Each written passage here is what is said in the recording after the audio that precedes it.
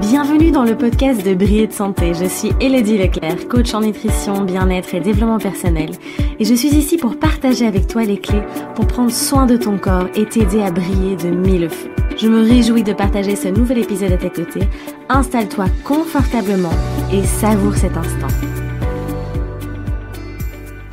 Salut beauté, j'espère que tu vas bien. Alors je suis ravie de te retrouver ici pour un nouveau podcast. Ça y est, là je suis dans ma chambre à Chiang Mai, donc je suis toujours en Thaïlande. Et c'est vraiment un plaisir de te retrouver ici pour te partager 5 rituels pour améliorer ta digestion en hiver. En fait, récemment, il y a un participant du programme Régénérer ses intestins qui a rejoint le programme et qui m'a dit... Oui, il y a vraiment, en hiver, je sens que ma digestion, c'est encore pire qu'en été. Je comprends pas pourquoi est-ce qu'il y a une telle différence selon les saisons. Tous mes symptômes s'amplifient en fait quand il fait froid en hiver.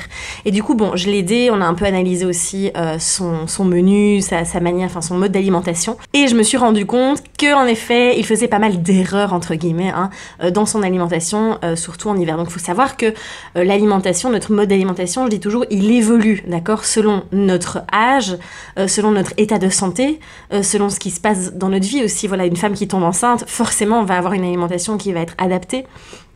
Voilà, selon plein de choses, il y a plein de facteurs qui entrent en compte. Et les saisons aussi. Donc c'est vraiment important de pouvoir adapter son alimentation en fonction des saisons. Et donc ensemble, on a pu adapter son mode d'alimentation. Et puis à travers le programme aussi, je donne plein de clés par rapport à ça. Il y a pas mal de rituels que je lui ai conseillés. Et ici, je voulais vous en partager en tout cas 5. Ça va vraiment déjà vous apporter pas mal pour pouvoir améliorer cette digestion qui est souvent un petit peu plus capricieuse lors des saisons fraîches. Le premier rituel, le premier secret finalement qui là est un peu plus général, c'est d'aller plutôt vers une alimentation qui est cuite, donc des aliments cuits, des plats chauds, d'accord. Évitez quand même l'hiver de manger trop de crudités, trop de salades. Bon, à part les vrais pitta purs, donc pour ceux qui connaissent l'Ayurveda, ceux qui ont un dosha, qui ont le profil vraiment pitta, eux peuvent se permettre quand même une part de crudité, même l'hiver, mais attention quand même à ne pas aller dans l'excès. Mais préférez vraiment ces aliments qui sont cuits, qui sont chauds, parce que comme le feu digestif, donc vous savez que notre estomac, notre digestion, c'est un peu comme une marmite, d'accord?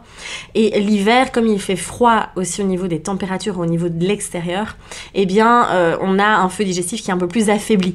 Donc c'est important de venir soutenir cette digestion et de faire un travail, d'anticiper, si vous voulez, de faire un pré-travail, c'est peut-être pas très français, mais vous voyez ce que je veux dire, où on va déjà soulager la digestion, l'aider en cuisant les aliments, donc il y aura un travail digestif qui sera quand même moindre.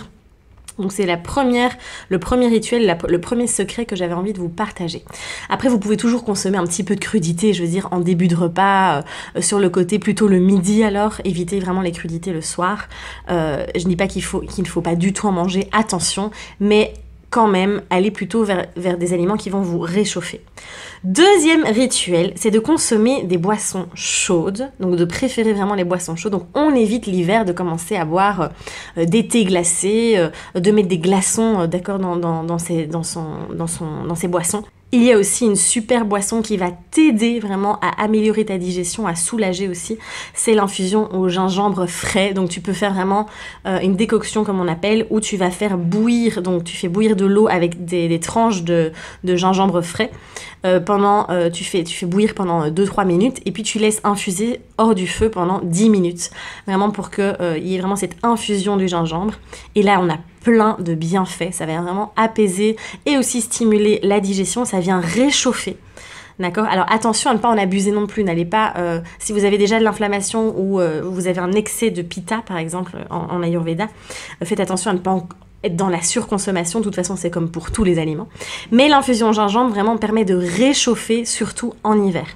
Et même dans l'ensemble, pense vraiment à aller plutôt vers des boissons tièdes ou chaudes. Donc moi, je sais que l'hiver, je bois quasiment que de l'eau tiède ou chaude tout au long de la journée, et ça t'aide aussi à éliminer les toxines, à nettoyer ton corps, donc c'est vraiment hyper intéressant. Et puis on a évidemment le fameux bouillon, donc consomme du bouillon tous les jours en hiver si tu peux.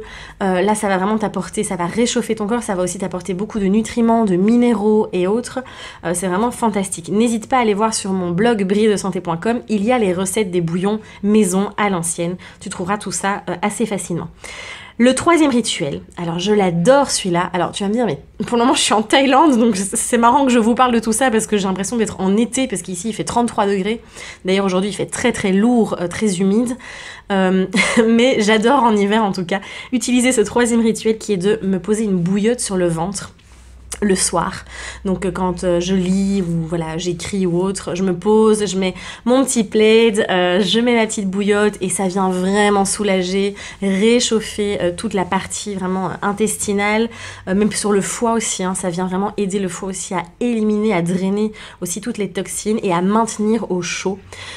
Donc c'est très important. Si tu souffres aussi de déséquilibres hormonaux, d'hypothyroïdie, je sais que les symptômes, il y a un symptôme qui est très marqué aussi en cas de fatigue chronique ou autre, c'est d'avoir des frissons, d'avoir les extrémités, les mains, les pieds autres qui sont froides.